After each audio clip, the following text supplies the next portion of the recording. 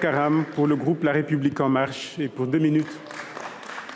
Monsieur le ministre, que nous le voulions ou non, ces populations persécutées continueront d'arriver en Guyane. Encore faut-il que nous soyons en capacité de les accueillir.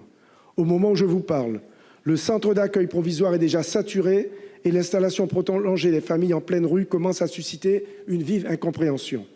Il nous faut impérativement repenser l'accueil de jour et de nuit avec des solutions permettant de désengorger la ville de Cayenne.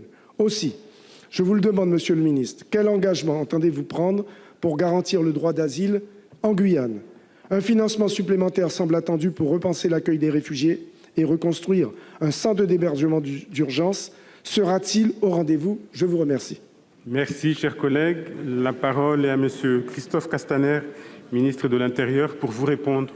Il y a un phénomène nouveau que nous connaissons depuis 2-3 mois et qui établit une filière qui, a priori, passe par le Liban, puis par le Brésil et amène une population à qui nous devons un examen attentif et bien souvent une protection parce que Syrie, Yémen, Palestine peuvent être des pays sur lesquels nous devons faire cela. Mais ce sont des dossiers qui impliquent une attention toute particulière et nous n'avions pas forcément les effectifs pour cela. C'est la raison pour laquelle j'ai décidé de demander à l'OFPRA, qui évidemment a accepté cela, de mettre en place des missions spécifiques d'examen qui nous permettront d'accélérer l'examen pour ces dossiers et d'aller beaucoup plus vite sur ce sujet. Et puis enfin, il y a la question de l'hébergement d'urgence.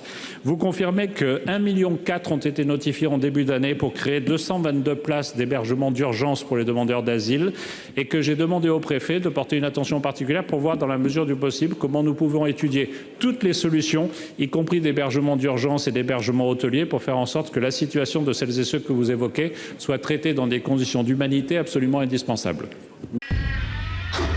Suivez l'info sur Guyana Première, télé, radio et Internet.